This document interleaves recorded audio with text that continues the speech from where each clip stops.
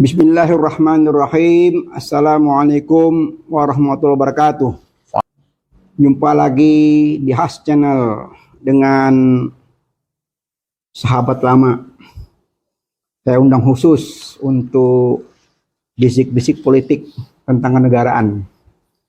Beliau adalah Laksamana TNI Purnawirawan Dr. Sony Santoso SHMH.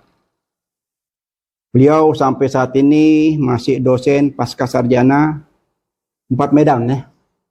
Universitas Beliau Pancasila. juga terakhir dinas di Kemenko Polhukam, Asdep Kebangsaan.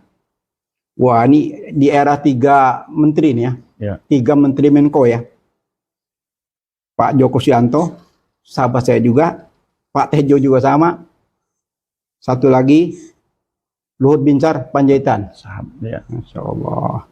Jadi hari ini Al-Fakir Habib Has sengaja mengundang. Ini tokoh yang selalu muncul di belakang layar. Sony Santoso. Masya Terima Allah. kasih, Bib. Masya Allah. Cerah benar ini hari Habib ya. Luar biasa nih. Ini kita mau banyak bisik-bisik dengan Laksamana Sony ini yang punya segudang pengalaman politik. Masya Allah.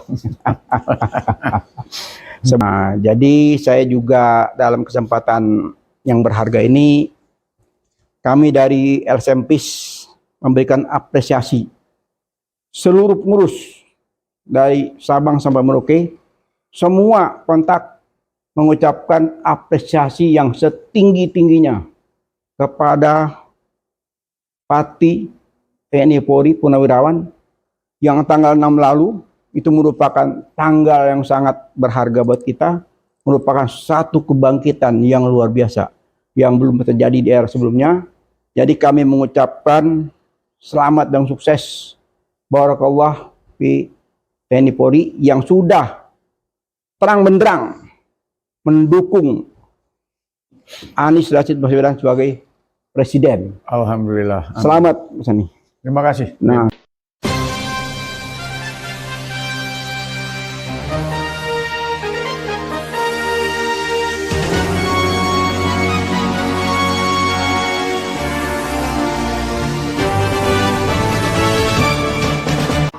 jangan lupa ya di subscribe, like, comment, share, dan tekan tombol loncengnya. kebetulan Laksamana Sony ini saya lihat ada di barisan itu. Waduh. Saya melototi, wah luar biasa. Di situ ada juga Pak Sunarko, ada Pak Idiwan Prabowo. Ya mungkin Pak Sony lebih hafal. Siapa aja Pak yang ada di situ? Ya, Alhamdulillah kami kebetulan hadir dan sangat banyak teman-teman yang hadir. Ada 170 lebih ya. Berarti hampir 200 orang ya. Ya, Itu rata-rata jenderal semua. Jenderal, kami juga nggak saling kenal. Satu di antaranya ya kenal tapi nggak, mungkin karena lama nggak ketemu. Jadi berbagai angkatan. Ada ya TNI Polri. Ya, TNI Polri TNI Polri ya. Di situ kelihatannya sangat bersahabat. Oh. Ya silaturahim gitu ya. Jadi dan semuanya ceria. Oh. Saya salut sama Pak Idiwan Prabowo bisa menghimpun teman-teman dan semuanya senang hati gitu, kayak nggak ada beban, padahal tidak dibiayain. Nah itu Pak Sony. Nah itu saya haru juga itu. Jadi catatan saya itu. Tanpa dibiayain teman-temannya kan. Jadi tidak dikondisikan, tidak ada calonnya, kan? Ya. Tidak dikondisikan, tidak ada calonnya, tiba-tiba deklarasi. Wah ini menunjukkan ya aspirasi dari masyarakat, dari Partai TNI Polri itu yang mungkin prihatin ya dengan kondisi terkini ya. Kita hampir 9 tahun memegang 10 tahun ini ya gonjang-ganjing politik ya di sana sini, mungkin itu mungkin menjadi kegusaran. Gimana untuk Pak Sony? Ya mungkin itu ya suasana kebatinan aja itu teman-teman ya. Kalau dipikir kan orang dinas nggak pernah sama, paling beberapa yang bareng gitu kan. Ya pada waktu kumpul itu saya lihat cerah gitu ya. Nggak ada yang kayaknya bersahabat gitu.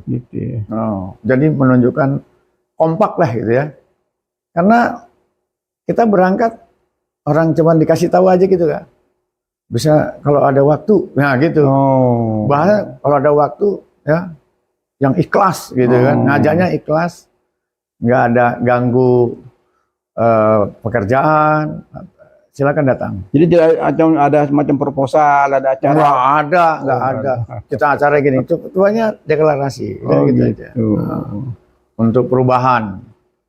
Nah, siapa ya di belakangnya gambar Anies Baswedan, mungkin Habib lihat lah kan. Ya, cuma gitu. Itu terang benderang itu. Ya. Terang benderang, memang ya semua yang kita lihat ya, ini semua merindukan ya. Iya. Merindukan perubahan ini karena merasakan cukup lama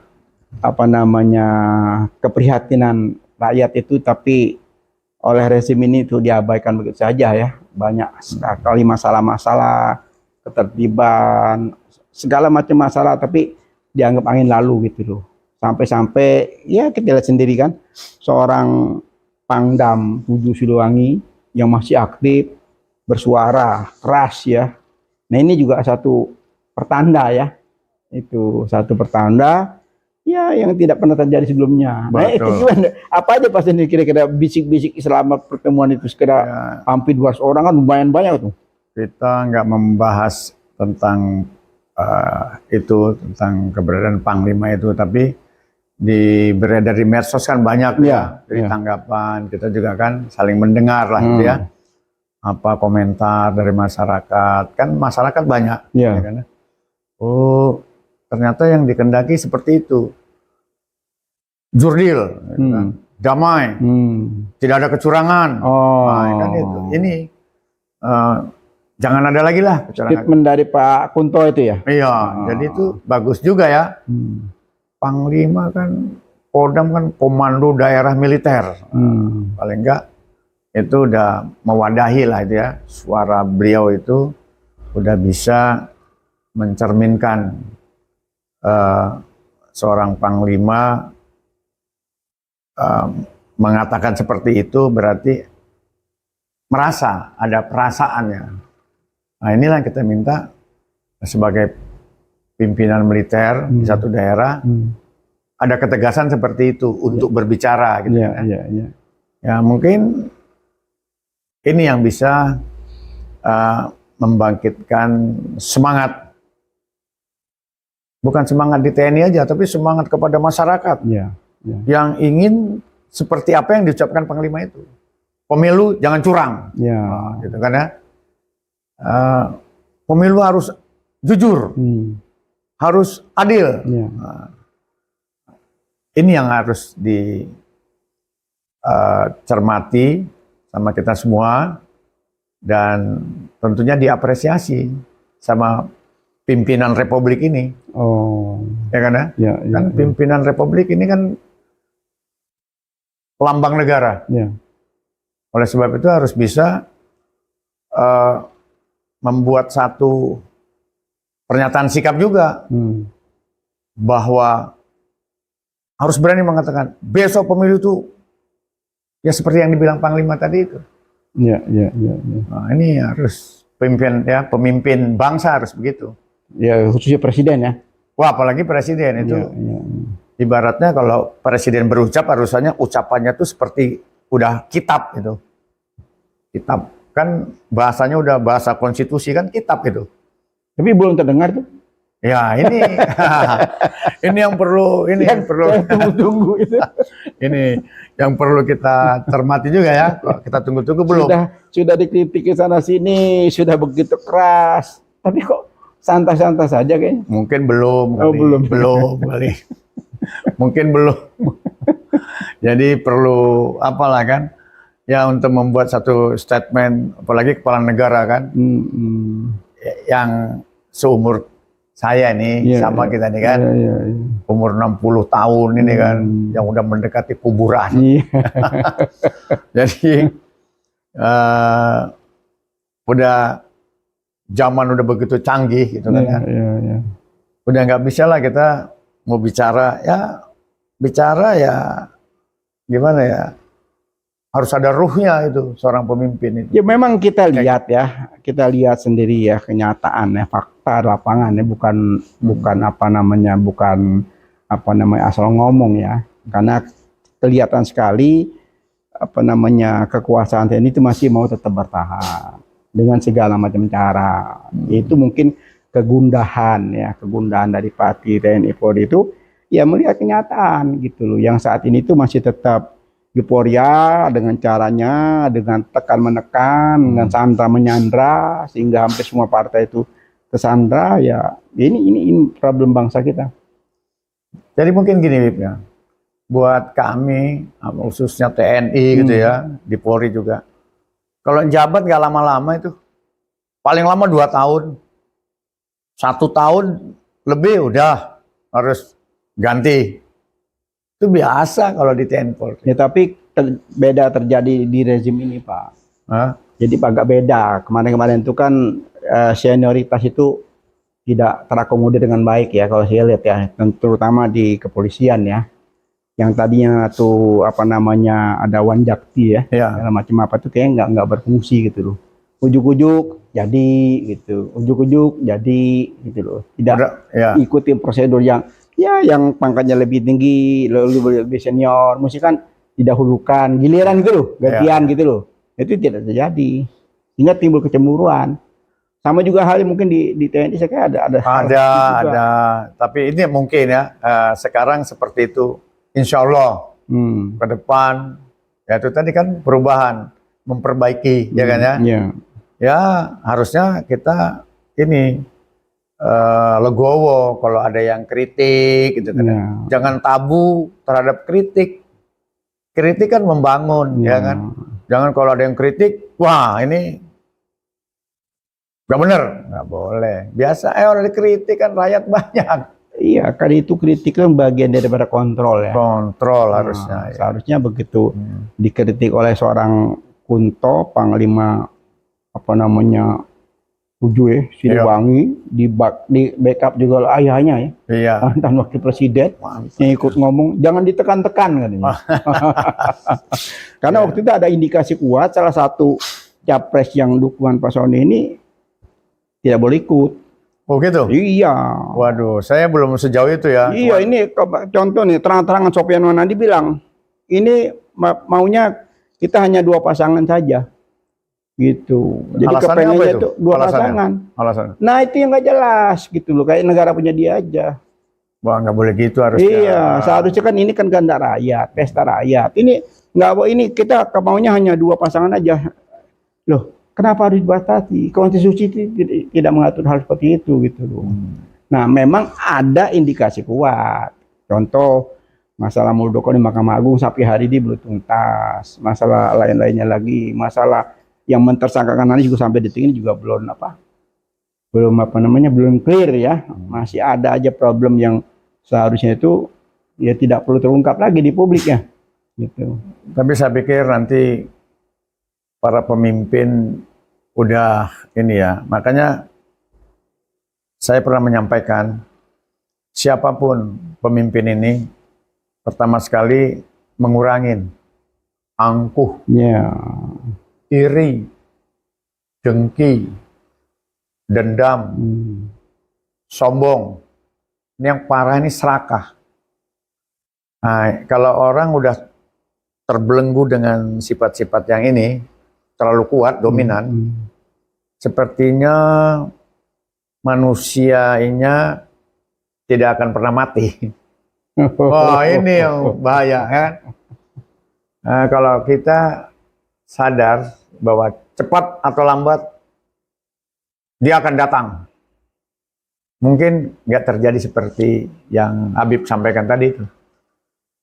Ini masalah itu aja. Itu yang menyelimuti itu. Oleh sebab itu kita legowo aja. Kok mimpin maunya seumur hidup? Wah lucu juga kan. Udah itu selalu mau dikatakan yang bagus saja. Memang yang nikmati yang bikin kan nggak? Sama aja tadi Habib sampaikan silakan minum kopi. Habib yang bikin, saya yang minumnya. Ya karena kan Habib tanya gimana kalau kurang manis tambah gulanya. Kan nggak repot. Ya karena kalau kemanisan ya itu makanya tadi Habib kan nyodorkannya kopinya aja tanpa gula. Habib bilang bang kalau perlu manis, ini gulanya. Ya, ya, Nah gitu. ya. Orang gula nggak Ya, seberapa. saling mengisi ya. Saling ngisi. Saling mengisi, saling mengayomi ya. Ya. Saling mengayomi bahwa bangsa kita ini kan bangsa besar ya. Besar, sukunya banyak, ya kan ya. Rakyatnya udah 280 juta. Iya. Pulaunya aja banyak, ya kan? Iya, iya. Nah ini yang nggak bisa kita harus samakan. Kebetulan Allah kasih penduduk di Pulau Jawa ini banyak. 3 provinsi, Jawa Barat, Jawa Tengah, Jawa Timur, tambah DKI aja. Yang terbesar ya. Oh itu udah 120 juta penduduknya. Ya kan? Jadi bukan berarti kalau yang sudah, kan ada bahasa itu, kalau udah menguasai Jawa pasti menang. Ini kita udah merubah. Sekarang anak-anak milenial kan udah pinter-pinter. Iya, iya. Nah, tapi kalau bisa pinternya ini, itu Bapak Guru, Ibu Guru kan menyampaikan.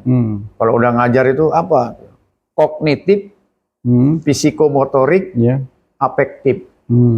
Dilatih, diisi otaknya dengan ilmu pengetahuan, dilatih keterampilannya, dan dia harus afektif, punya sikap, karakter, ya kan ya.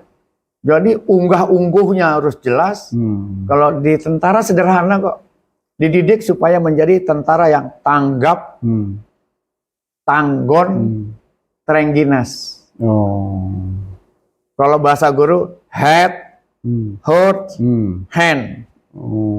Ini aja udah kita latih. Bagaimana supaya anak pinter tapi punya sikap, punya moral. Ya karena jangan diajarin berbohong. Jangan diajarin menipu. Cuman kira-kira gitu ya. Memang hal-hal itu nggak ada yang ngajarin. Tapi kalau bisa, kalau ada yang berbohong, kamu nggak boleh bohong, nak. Ya kan ya? Mungkin kamu nggak dilihat orang, gitu kan ya. Tapi ada yang lihat. Nah, itulah. Kira-kira seperti itu. Tapi ini kan normatif dianggap orang. Padahal enggak, itulah tadi moral. Jadi sebetulnya yang perlu dibina, ya kan ya, yang perlu dibangkitkan itu adalah dihidupkan karakter. Karakter apa ini? Orang bilang orang-orang pinter tuh, kita dengar tuh, karakter building, membangun karakter. Seperti apa itu? Karakternya itu Pancasila sebetulnya. Bagaimana, Bib? Saya tanya lagi nih. Ya, jadi kalau saya yang tangkap lihat kemarin dari pertemuan hampir 200 tinggi ya, TNI, rata-rata jenderal semua. Wah, ini luar biasa ini. Luar biasa, tidak pernah terjadi sebelumnya. Ya, karena kalau rekayasa, kumpul-kumpul biasa, tapi kalau ini saya lihat sendiri ya, karena saya juga banyak komunikasi dengan teman-teman, wah ini betul-betul inisiatif sendiri, bukan cari muka gitu. Insya Allah enggak. Ini sangat kelihatan tuh buat bangsa dan negara yang memang lagi sakit, ya, yang lagi sakit, yang perlu apa semacam apa namanya motivasi ya, nah, dimotivasi supaya loh kami ini ada gitu loh, ya kan itu kan. Betul. Nah, jangan dia keperingan gitu loh. Gitu. Jangan yang lagi berkuasa ini aji mumpung gitu loh, semua nggak dianggap gitu loh. Bayangin 100 hampir 200. Ini kalau saya lihat sudah 3 kali pertemuan, Pak. Saya pertama kali itu waktu itu kan kurang lebih berapa puluh orang datang ke rumahnya Anies. Memberikan dukungan. Itu sekian puluh pati itu banyak tuh. Habis itu berlanjut lagi ke Mahkamah Agung.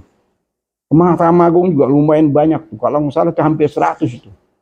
Yang mendesak Mahkamah Agung agar betul-betul bijak tentang kasus pencopetan Partai Demokrat. Kalau bahasa orang politik itu copet katanya. Masuk. Gitu. Jadi saya juga nggak habis pikir ya. Memang membesarkan partai itu bukan hal yang mudah. Saya merasakan dahsyat Pak Sony bikin partai itu.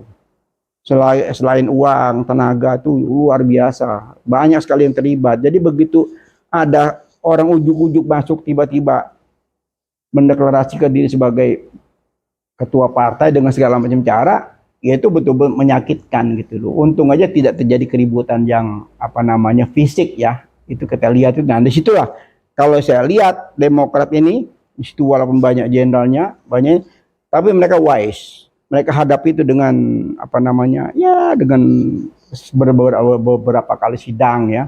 Sampai 16 kali sidang itu selalu kalah pihak KLB itu.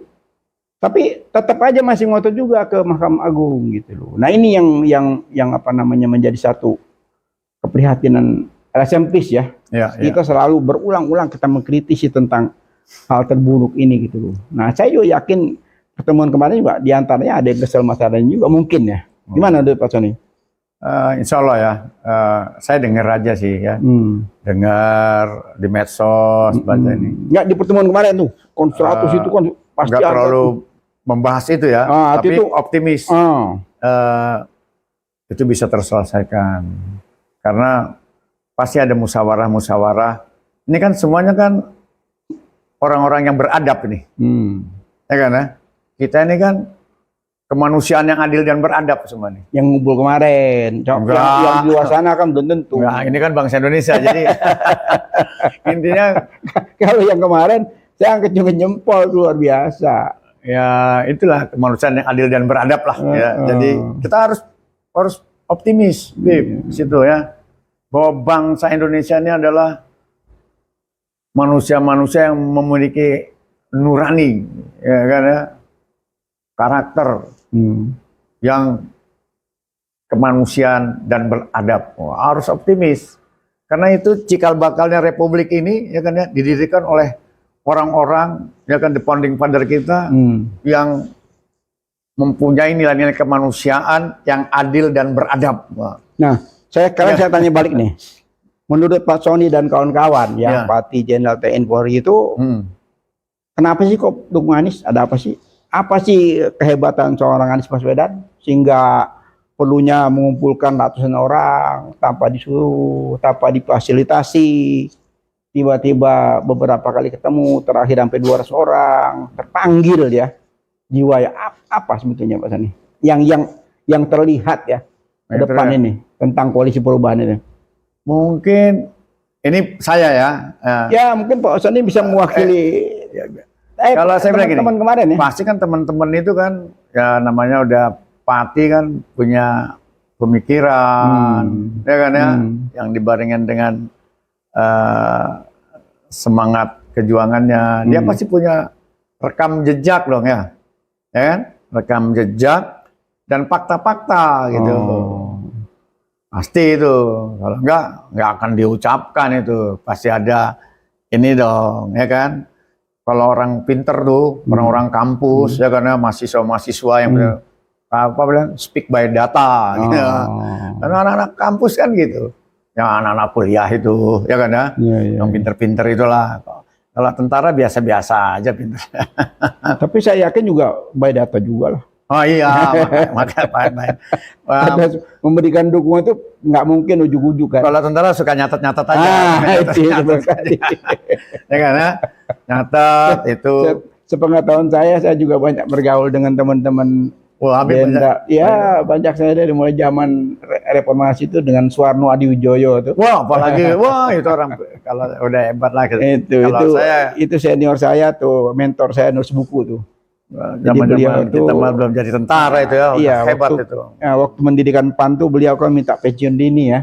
Mayor Jenderal TNI minta pensiun dini, dia mendirikan Partai Amanat Nasional ya, saya bareng-bareng beliau tuh. Nah, beliau itu salah satu pemerhati tentang Republik ini. Sampai saat ini beliau juga masih banyak sekali karya tulisnya. Samping dia jenderal, dia juga senangnya nulis. Nah, dia keluar dari jenderal waktu itu minta pensiun dini, bergabung di PAN. Amin, masya Allah. Gitu. Nah, situ sebanyak berguru.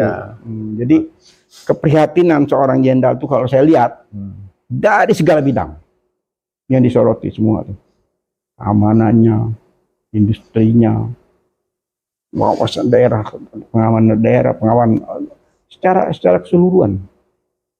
Dan sorotan dia terhadap kebijakan pemerintah itu juga sangat tajam. Dan saya yakin dari 170 itu kalau kita kumpulkan naskahnya udah berapa banyak ya? Wah, udah luar biasa itu, ya kan ya. Ya, mungkin keprihatinannya itu. Ya, yang Habib bilang tadi itu, pertahanan, ya kan? Pertahanan negara. Ya, kan kalau bukan pertahanan dengan senjata aja, gitu kan? Pertahanan mental rakyat kan perlu dipelihara, pertahanan pangan, ya, pertahanan teritorial, ya, hankam rata lah. Hankam rata. Pertahanan rakyat semesta. Nah, ini itu biasanya kalau TNI udah hafal gitu. Itu kira-kira masih ada nggak sih Pak? Sekarang ini kan di era sekarang ada, kalau di TNI ada. Pengennya TNI itu ada, cuman kan sekarang udah kayak seperti individu-individu. Nah ini yang namanya aja udah kayak seperti ini aja. Beda ya, mungkin di mana-mana negara. Kalau kita kan terkenal, saya datang ke sini aja klaster harmoni. Udah ada klaster-klasternya gitu. Ya, dari sistem perumahan aja tuh kita udah di klaster-klaster tuh. Benar nggak? Iya. Ya kan? Terkenal dengan one gate, satu pintu. Itu kita udah dibentuk sebetulnya. Iya. Ya kan ya? Dengan apa? Keamanan. Padahal pakai CCTV juga giliran hilang juga. Kira-kira gitu ya. Nah, ini Habib nih agak nyimpang ini. Jangan sekalipun digembok, kalau memang rezekinya hilang ya. Iya. CCTV di mana-mana, waktunya hilang. Iya. Ya kan? Wah, akhirnya sibuk dilacak ini gitu kan. Cariin sampai ketemu gitu. Mau dibuka itu rekaman. Jadi saya ingat kasus Sambo nih. Namanya gitu lah. Nggak mau CCTV bisa hilang, ingat Sambo saya. Wah, akhirnya ketemu juga kan. Apalagi Allah ya nggak. Yang punya CCTV sedunia gitu kan ya. Ya kan ya. Kalau kita yakin ya gitu kan ya. Jangankan kamu ya kan. Wa ma min dabbatin fil ardi. Sekalipun ada di lubang semut tanah itu. Ya kan dilihat oleh Allah, diatur semuanya. Nah, jadi kita harus Masya Allah. Kita kalau memang udah mau ke situ, hati-hati kita. Karena ada batasnya. Ya kan? Kita harus minta batas. Kembali lagi ke dukungan deklarasi dari Partai TNI Polri tadi, kira-kira apa yang Pak Sony yang bisa diharapkan dari seorang Anies Baswedan ke depan? Kalau dari rekam jejaknya sederhana kok. Habib, saya warga Jakarta, ya kan ya? Ya. Kan udah bisa. Kayaknya nggak ada komentar tuh tentang keburukan ya, walaupun ada gitu ya, tapi nggak sebanyak-banyak lah, nggak hiruk pikuk gitu ya. Jadi tadi tuh rekam jejak dan fakta gitu aja. Jadi kalau kita sebetulnya nggak usah diskusi tuh, udah apa itu lihat gitu aja. Mungkin nggak Pak Tony itu gara-gara tekanan-tekanan dari semacam sekelompok orang ya yang tidak menghendaki beliau tampil sehingga Partai TNI itu terpanggil seperti apa halnya yang disampaikan oleh Pak Kunto waktu itu ya. Beliau bilang kalau memang nanti di Pilpres ini ada pilih kasih sehingga ada yang tidak bisa maju ya beliau akan turun gitu. Bisa jadi dia kan kapasitasnya panglima. Minimal di daerahnya. Iya. Kan panglima salah satunya tugasnya kan teritorial, ya kan, pengamanan wilayah. Ya. Mungkin itu ya, nah, dia sebagai TNI panglima kan dari rakyat untuk rakyat. Ya. Mungkin kewajiban dan mungkin haknya itu kan hanya beliau sebagai panglima ya, kapasitas panglima. Jadi bukan berarti panglima untuk tentaranya aja, tapi kan lingkungannya itu kan harus dia teritorial dia lah, mana itu kewilayahannya kan. Itu juga pernyataan yang bagus kalau kita menyikapi, nggak harus kita gimana ya, nanti banyak bukunya nanti kalau kita terlalu menanggapi, mendiskusikan itu. Yang penting kenyataannya ya, orang bagus kok, ya kan? Jangan sampai terjadi. Ya udah, sebelum terjadi ya jangan terjadi karena mungkin beliau kan udah melihat akan apa ini gitu kan. Setelah ada terjadi kekurangan, bagaimana untuk mencari kelebihannya. Tapi kalau bisa kita jaga ini, jangan sampai ada yang kurang. Iya. Gitu. Jadi menjaga lebih baik daripada memperbaiki ya. Iya, preventif. Preventif ya. Kan bagus tuh. Ya. Kan? Kalau sudah rusak diperbaiki repot ya. Kuratif namanya. Berarti Ngobatin, ya. repot kita. Ya. Jadi kalau preventif lebih bagus. Ya karena mencegah. Bagaimana kan biasa kalau orang bencana alam apa early warning, cegah dini, ya nggak? Betul, kan benar. Ya. Cuma ini jangan dianggap terlalu ini orang biasa keperdataan Panglima. Ya, Panglima cerdas kalau gitu ya nggak? Jadi sama halnya kalau kita lihat gonjang-ganjing politik pun sama ya. Iya sama. Jadi sebaiknya gonjang-ganjing politik ini atau semacam cawe-cawe atau semacam kelompok sana kelompok sini mungkin sudah saatnya berhenti ya. Nggak usah lah gitu-gitu. Apa ya kan? Orang udah ada aturannya kok. Udah biarin.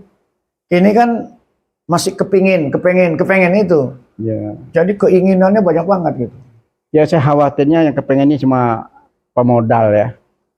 Jadi yang kita lihat ya, ini pemodal yang memang masih nyaman saat ini sehingga mereka masih sudah merasa nyaman. Segala-galanya ya kalau bisa mempertahankan hal itu gitu.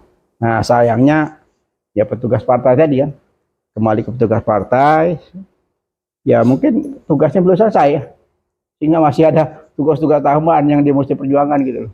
Itu hanya keinginan aja kali.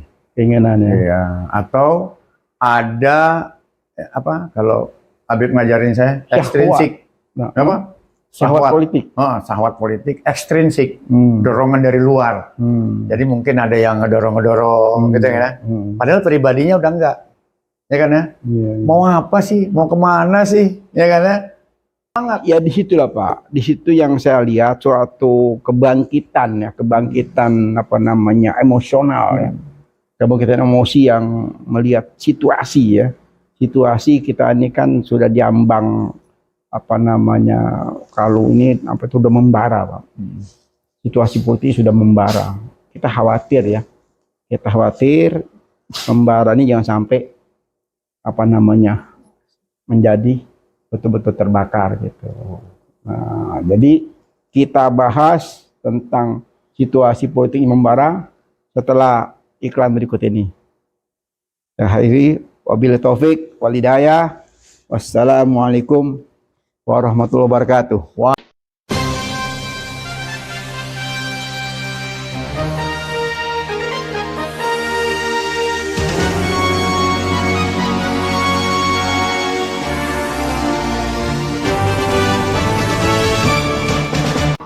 Jangan lupa ya di subscribe, like, comment, share, dan tekan tombol loncengnya.